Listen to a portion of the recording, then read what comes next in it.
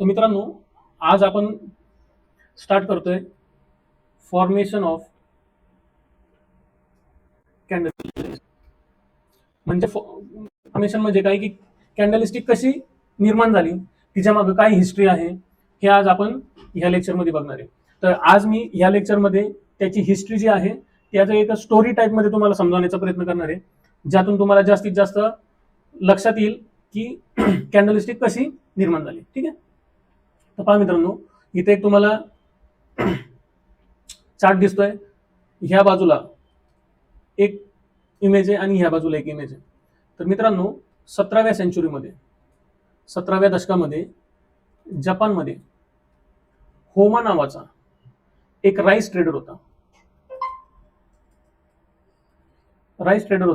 आणि हा rice trader मार्केटमध्ये जाऊन होलसेलमध्ये राईस विकत घ्यायचा, राईस परचेस करायचा आणि तो गावामध्ये जाऊन रिटेलमध्ये विकायचा. ठीक आहे. तर अशाच पद्धतीचा ही स्टोरी आहे की ह्यातून कशी कॅन्डलस्टिक फॉर्म झाली. ठीक आहे. तर पहा मित्रांनो, हा जो मुनेन्शिया होमा आहे, ह्यांना आपण इंट्रोडक्शन मध्ये पाहिलंय की कशा पद्धतीने ह्यांनी कॅन्डलस्टिकचा शोध लावला आणि कॅन्डलस्टिक ह्यांच्यापासूनच निर्माण झाली आहे. आणि ह्यांनी जपानमध्ये राहून कशा पद्धतीने त्यांनी कॅन्डलस्टिक सुरू केली. तर कॅन्डलस्टिक सुरू केली. ठीक आहे. तर मित्रांनो, आता आपण बघूयात मुनेन्शिया होमा हे राईस ट्रेडर होते जपानमध्ये. हे काय करायचे, आठवडी बाजार भरतात. जसं की आपल्या इकडे पण आठवडी बाजार भरत असेल, तर तशाच पद्धतीने आठवडी बाजार भरायचा आणि ते आठवडी बाजार काय करायचे, आठवडी बाजारामध्ये जायचे आणि एका होलसेल राईसवाल्याकडनं राईस परचेस करायचे. तर एक दिवशी ते असेच आठवडी बाजाराला गेले आणि त्यांनी एका होलसेलरकडे गेले आणि त्याला विचारलं की आज राईसचा रेट काय आहे. ठीक आहे. तर मग हे मुनींशिया होमा सकाळी 9:30 वाजता त्यांच्याकडे गेले आणि त्यांना विचारलं की आज राईस किती रुपये केजीनी देणार आहात. तर तो जो होलसेलर होता तो आला आणि तो बोलला की 12 रुपये केजीनी तुम्हाला मी राईस देणार आहे. आता मुनींशिया होमा काय म्हणला, आपण जर मार्केटला गेलो तर भावतोल करत असतो. मुनींशिया होमा बोलला की मला 11.5 रुपये केजीनी राईस दे, मी 100 केजी घेतो. पण होलसेलर जास्त काही रिॲक्शन केली नाही. तो बोलला की होणार नाही. ठीक आहे, 12 रुपयांनी केजीनी घ्यायचं तर घे, नाही तर पुढच्या दुकानाचं. ठीक आहे.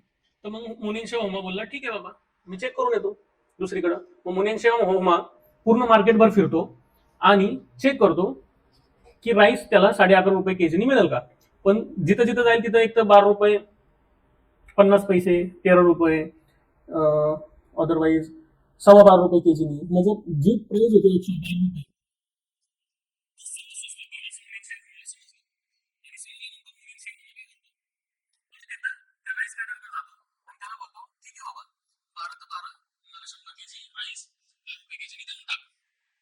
तर मग आता होलसेलर बोलतो की आता राईस तुला 18 रुपये केजीनी मिळणार आहे.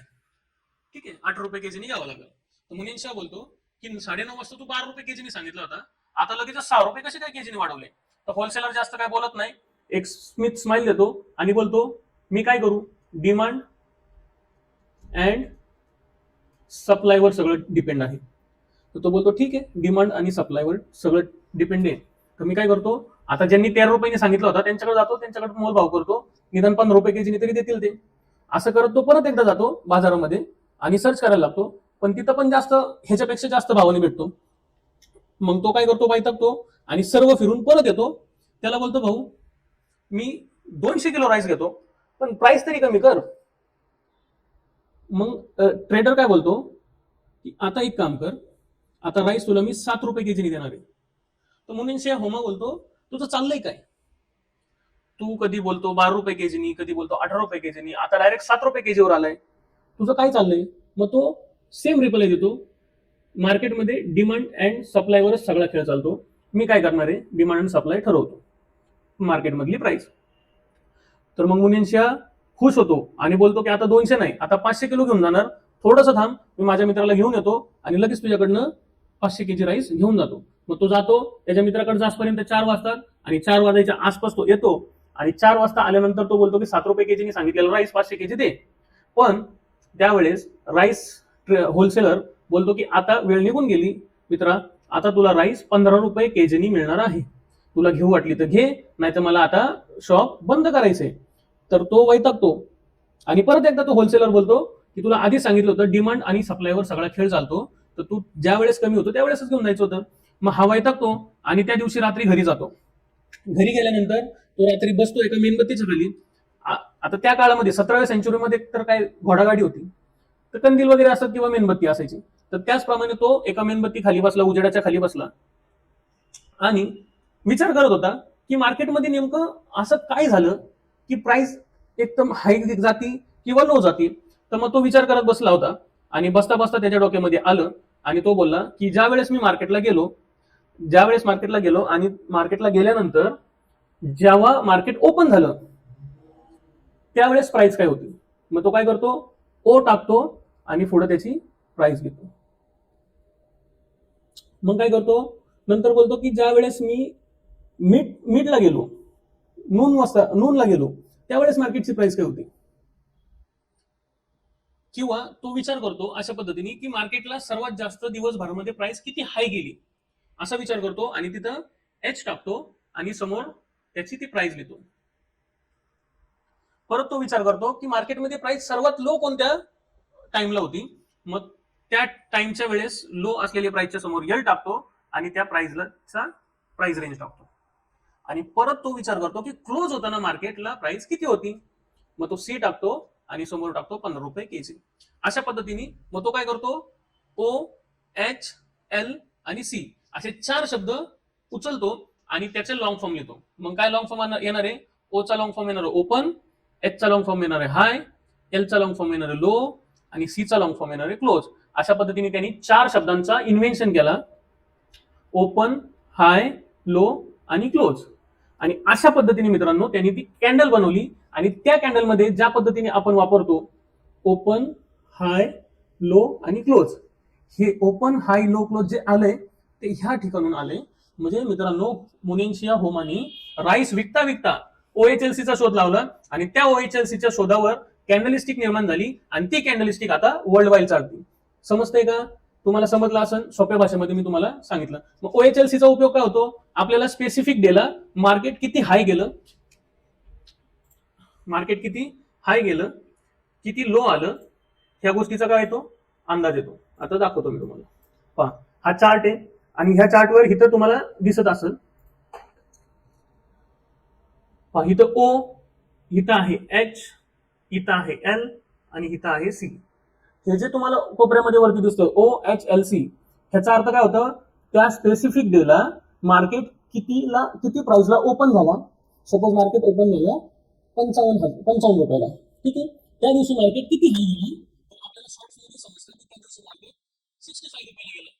त्या दिवशी मार्केट लो किती झालं, त्या दिवशी मार्केट हा 45 रुपयाला लो आला आणि त्या दिवशी मार्केट किती रुपयाला क्लोज झाला, तर त्या दिवशी मार्केट 50 रुपयाला क्लोज झाला. हे सांगण्याचं काम कोण करतं, ओएचएलसी. आणि मार्केटमध्ये ओएचएलसी खूप महत्वाचे आहे. ज्याला ओएचएलसी समजत नाही त्याला कॅन्डलच समजत नाही, कारण की ओएचएलसी तुम्हाला सांगतं की प्राइस नेमकी काय चालू आहे, लो चालू आहे, हाय चालू आहे, क्लोजिंगला आहे की ओपनिंगला आहे. तर मित्रांनो तुम्हाला शॉर्ट फॉर्म मध्ये समजलं असेल ओएचएलसी काय असतं. आणि ह्याचा जो रेंज आहे, ओएचएलसीचा जो रेंज आहे ती हाय तशीच ठेवायची. ह्याच्यामध्ये ओ कोण कसं करतो, ओ मग एल सी एच असं काय त्याचा रिअरेंज करत बसायचं नाही. तर ओएचएलसी जो लॉंग फॉर्म हे दिलाय शॉर्ट फॉर्म, तो आहे तसाच यूज करायचा आणि त्याचा वापर करायचा. मग ओएचएलसी समजला असेल तुम्हाला की कुठून आली आणि त्याचा शोध कसा लागला. आता ओएचएलसी कशा पद्धतीने शिकायचं ते आता आपण बघूयात. स्टोरी कशी वाटली त्याबद्दल नक्कीच लाईक करा, सबस्क्राईब करा आणि शेअर करा. आपण बघूयात पुढं. पहा मित्रांनो, आता मार्केटमध्ये 2 कॅन्डल्स असतात, एक असती ग्रीन आणि एक असती रेड. ग्रीन कॅन्डल रिप्रेझेंट करते बुल्सला आणि रेड कॅन्डल रिप्रेझेंट करते बेअर्सला. तर आता जी ग्रीन कॅन्डल आहे ती ओपन होताना नेहमी खाली ओपन होणार आहे आणि क्लोज होताना नेहमी वरती क्लोज होणार आहे. त्याच पद्धतीने जी रेड कॅन्डल आहे ती ओपन होताना नेहमी हायला ओपन होणार आहे आणि क्लोज होताना नेहमी लोला ओपन होणार आहे. तर असं का होतंय, तर पहा ग्रीन कॅन्डल ओपन होताना बॉटमला ओपन होती, ह्याचा अर्थ ती कुठं घेऊन जाणार आहे, मार्केट अप ट्रेंड घेऊन जाणार आहे. आणि जी कॅन्डल ओपन होतं ना वरती ओपन होती, ह्याचा अर्थ ती कॅन्डल कुठं जाणार आहे, खाली क्लोज होणार आहे. समजतंय का? म्हणजेच बुल्स मार्केटला वरती घेऊन जातात आणि बेअर्स मार्केटला खाली घेऊन येतात. तर मित्रांनो, आता ही जी कॅन्डलस्टिक दोन दिसतात आहेत, त्यामध्ये हे जी मधली बॉक्स दिसतोय त्याला म्हणायचं बॉडी. त्याला काय म्हणायचं, बॉडी म्हणायचं. त्याच्यानंतर हे जे वरची दिसते तुम्हाला छोट्या छोट्या दांड्या, त्याला काय म्हणायचं, त्याला म्हणायचं वीक. अदरवाईज त्याला म्हणतात शॅडो, म्हणजे सावली. म्हणजेच अप्पर वीक, हिला म्हणायचं लोअर वीक. सेम येणार आहे, ही पण रेड बॉडी, फक्त कलर चेंज आहे. बॉडी तर सेम आहे, फक्त कलर मध्ये चेंज आहे. ही ग्रीन बॉडी, ही रेड बॉडी. हिचा पण हाय सेम, अप्पर वीक आणि ही पण लोअर वीक. कॅन्डलचं फॉर्मेशन तर सेम आहे, फक्त फरक कुठे आहे, ओपनिंग आणि क्लोजिंगला. तर पहा एक दाखवतो. आता सपोज ही ग्रीन कॅन्डल आहे असं समजा. ही ग्रीन कॅन्डल ओपन झाली 10 रुपयाला, ठीक आहे. तिचा हाय होता 20 रुपये, तिचा लो होता 5 रुपये आणि तिचा क्लोज होता 15 रुपये. म्हणजे मार्केट ओपन कितीला झाला, 10 रुपयाला. त्याचा हाय किती होता, 20 रुपये. त्याचा लो किती होता, 5 रुपये. आणि त्याचा क्लोज किती होता, 15 रुपये. हे कशावरनं समजलं मला, कॅन्डलवरनं आणि कॅन्डलच्या ओपन हाय लो क्लोज वरून. समजलं का? त्याच पद्धतीने रेड कॅन्डल पहा. ही रेड कॅन्डल असं समजा आणि ही रेड कॅन्डल ओपन झाली असं समजा. ही रेड कॅन्डल ओपन झाली 20 रुपयाला, तिचा हाय होता 25 रुपये, तिचा लो होता 10 रुपये आणि क्लोज होता ना, क्लोज झाली ती 15 रुपये. समजलं का? म्हणजे 20 रुपयाची प्राइस ते 25 रुपये हाय मारणारी प्राइस मार्केटनी क्लोज कुठे केली, 15 रुपयाच्या आसपास, 15 रुपयाच्या आसपास केली. आणि जी 10 रुपयाची जी प्राइस होती तीच मार्केटनी क्लोज होताना किती रुपयाला क्लोज केली, तर 15 रुपयाला क्लोज केली. म्हणजे ग्रीन कॅन्डल प्राइस वाढवत असते आणि रेड कॅन्डल ही प्राइस वाढत असते. इथपर्यंत समजलं असेल तुम्हाला की रेड बॉडी कॅन्डल आणि ग्रीन बॉडी कॅन्डल काय करते आणि ओपन हाय लो क्लोज इम्पॉर्टंट कळलं असेल आणि त्याची तुम्हाला आतापर्यंतची हिस्ट्री समजली असेल. तर आता आपण इकडेच थांबू आणि नेक्स्ट व्हिडिओमध्ये पाहू आता कॅन्डलस्टिक पॅटर्न्स आणि त्याचे प्रकार. धन्यवाद मित्रांनो, भेटूया आपण नेक्स्ट लेक्चरला.